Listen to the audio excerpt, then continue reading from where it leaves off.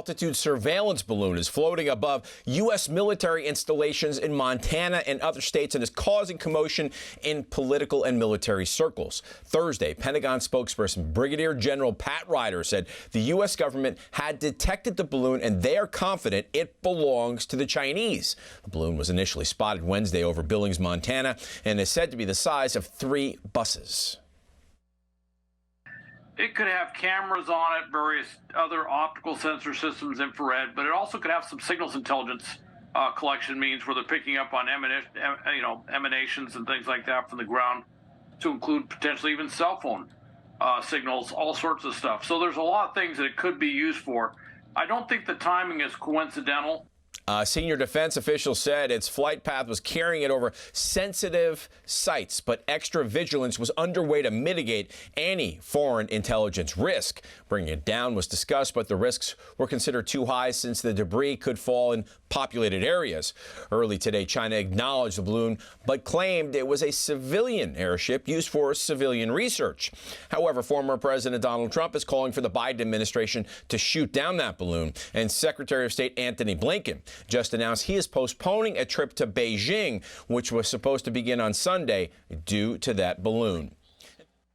This is the most dangerous time in my lifetime. And I've lived in this country, on this planet, for 68 years.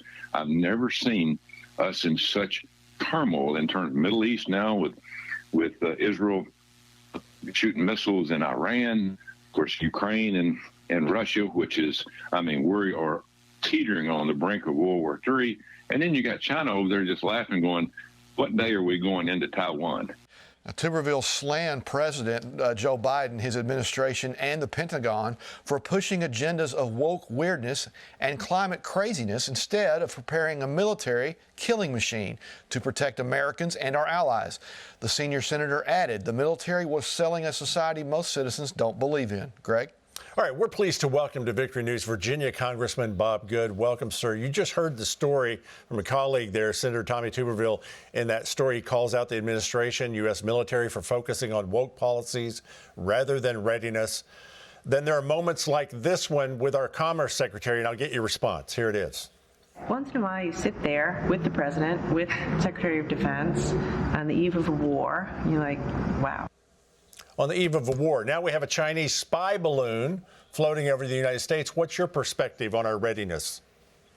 Well, very concerned about our military readiness. There's a reason why I have voted 4 times against the National Defense Authorization Act, because of all of the woke, diversity, equity, inclusion, transgender policy, CRT policy, climate, environmentalist extremism policy in our military funding budget. And there's a reason why 60 or 70 of us most conservative members of the House voted against that.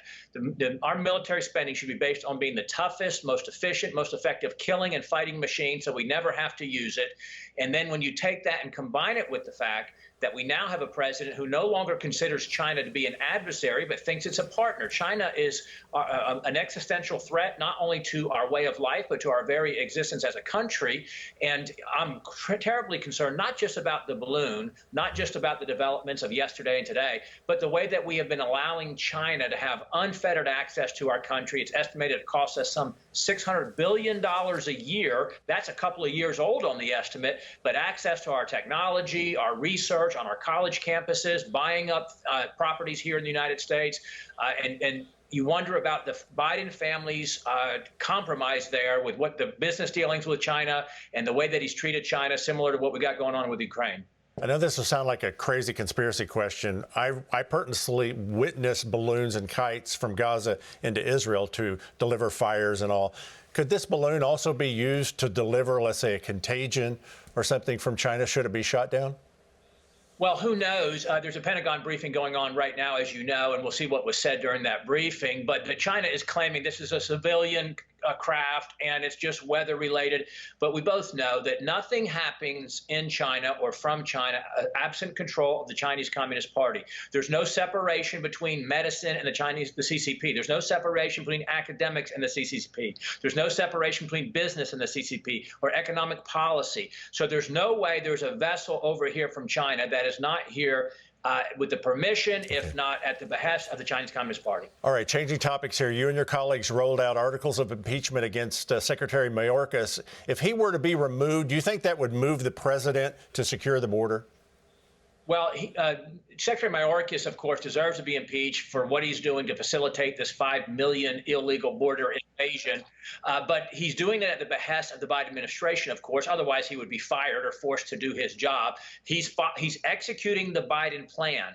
So while Biden would, if he were to resign tomorrow, Biden would replace him with someone else who would execute the plan unless there was sufficient fear as a result of this willingness to impeach or threaten to impeach Secretary Mayorkas. What we've got to do, though, is to use the leverage we'll have in the funding battle to force the president to secure the border. It's not a funding issue per se. It's not a resource issue. It is a willfulness, a willingness to do it. They are executing their plan, which is to help as many illegals as possible invade our country while he's president.